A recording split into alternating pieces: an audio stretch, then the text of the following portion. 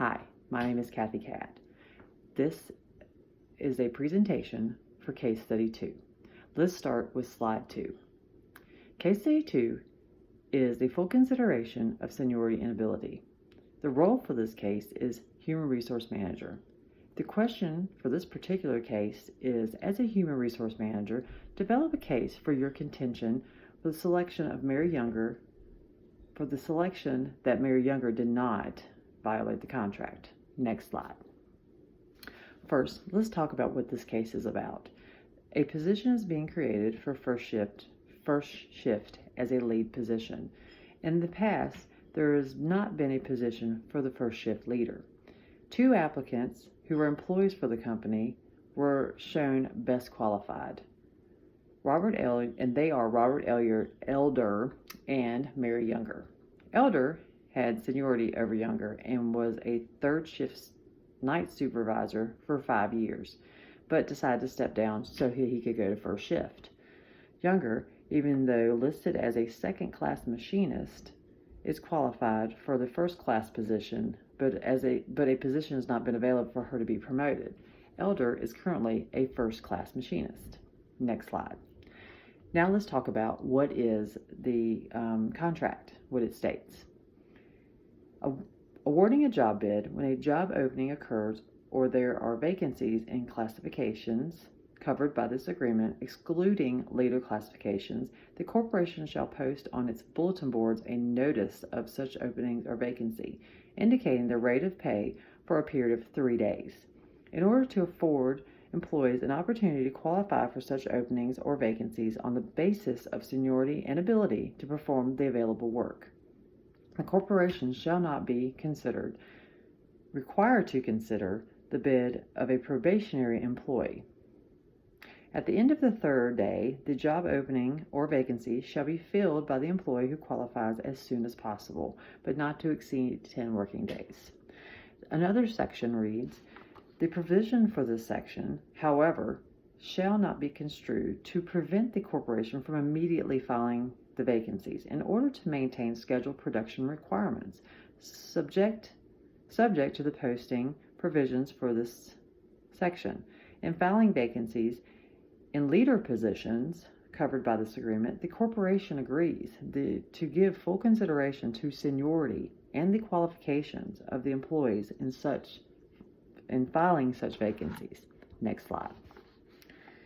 What is collective bargaining agreement? It is an agreement in writing between the employee and a union setting forth terms and conditions of employment or containing provisions in regards to the rates of pay, hours of work, etc. Next slide.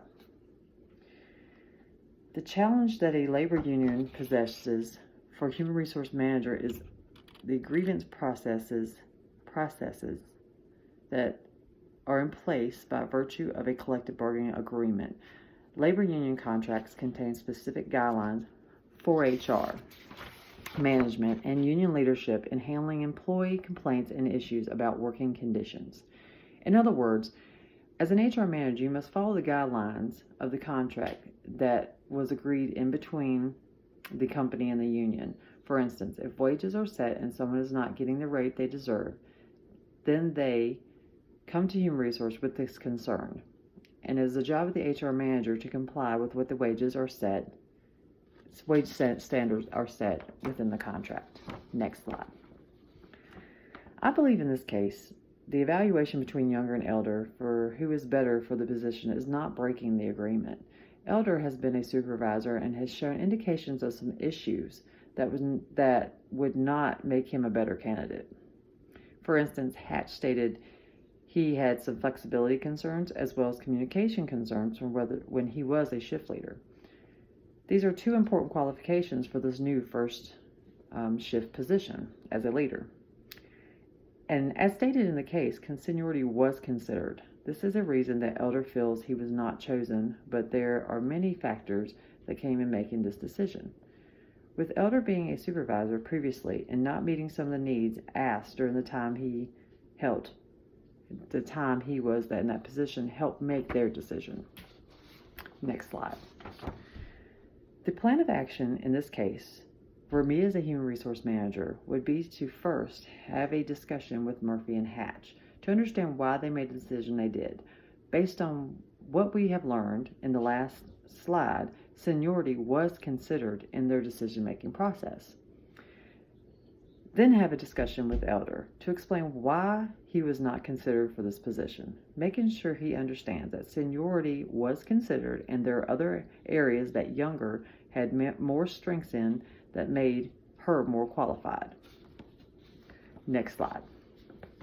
In conclusion, even though there is a collective bargaining agreement for this company, and it states about the company giving full consideration to seniority, but it also states to consider the qualifications of the employees filing for these vacant positions.